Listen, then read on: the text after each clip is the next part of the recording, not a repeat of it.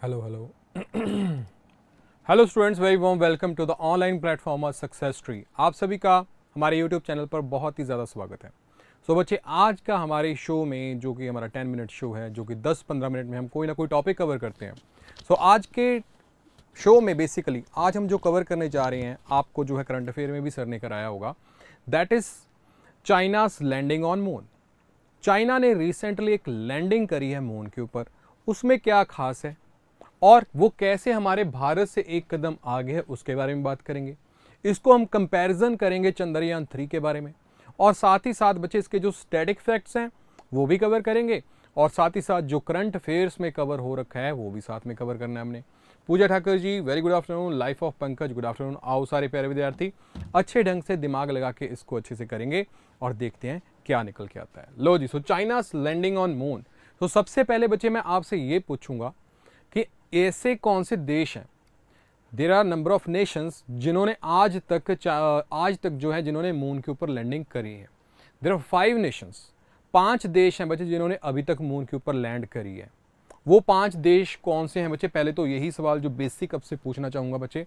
सो 5 देश वो कौन से हैं? सबसे पहले सोवियत यूनियन पहुंचा था, अब आप इसको रशिया बोल सकते हो। सोवियत यूनियन तो आपका जो 1991 में ब्रेक हो गया था। फिर यूएस पहुंचा, फिर चाइना पहुंचा, फिर हमारा भारत पहुंचा, और फिर पहुंचा बच्चे Japan. Japan is the 5th nation जिन्होंने अभी मून के ऊपर लैंड कर दिया।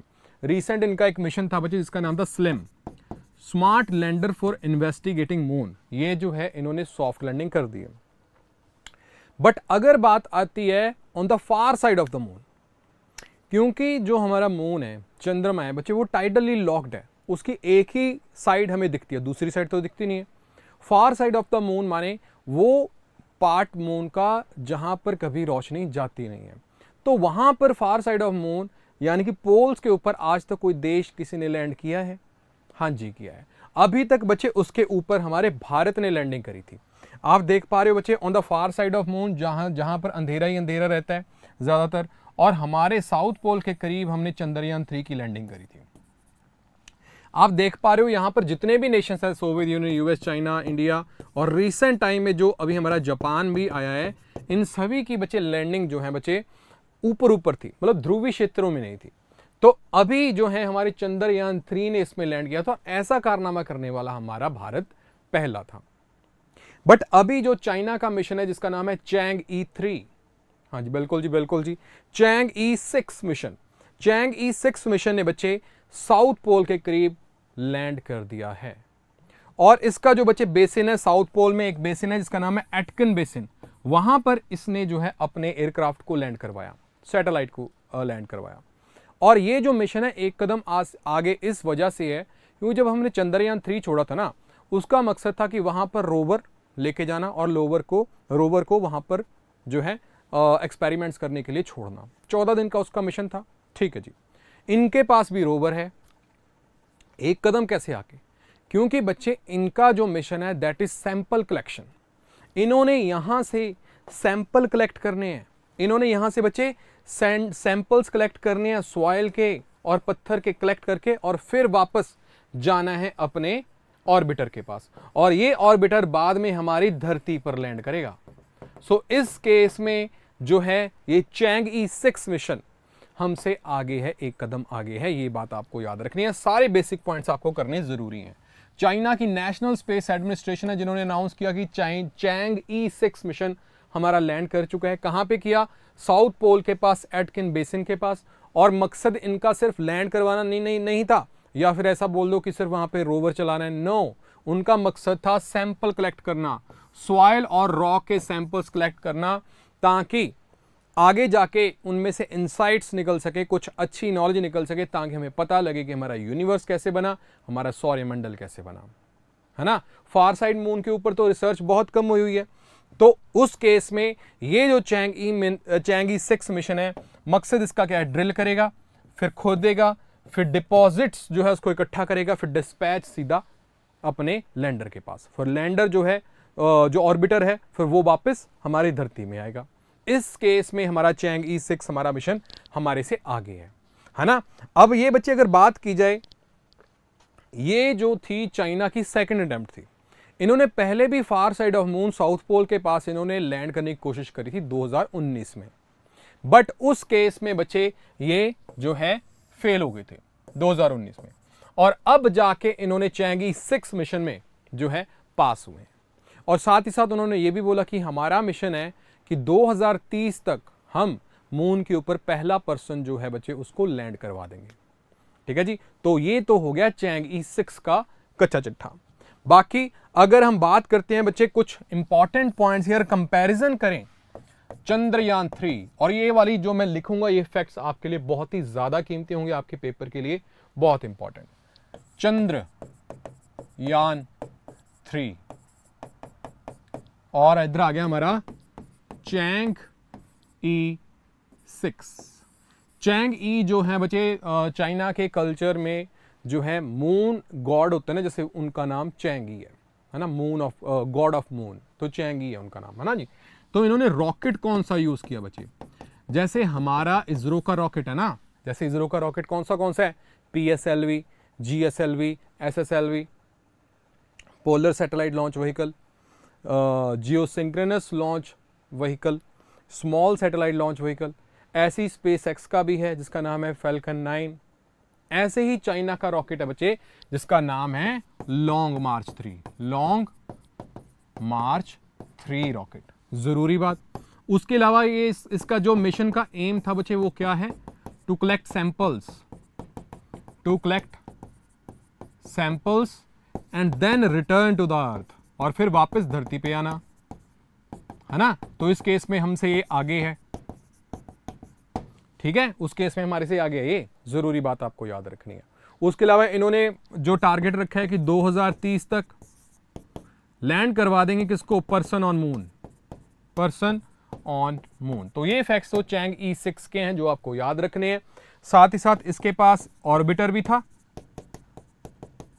लैंडर भी था, और साथ इनके पास रोवर भी था, और बाद में ये डिस्पैच भी करेंगे, यानी कि वापस ये धरती पर रिटर्न भी करना है इनको। ये तो चैंगी 6 के पॉइंट हो गए। चंद्रयान 3 के पॉइंट्स बच्चे जो बहुत ही ज्यादा जरूरी हैं आपके लिए, उसके ऊपर थोड़ा सा ध्यान देते हैं। लो जी, अगर हम बात करते हैं रॉकेट की, तो इनके लिए जो रॉकेट यूज किया गया था चंद्रयान 3 के लिए वो था लॉन्च व्हीकल मार्क 3।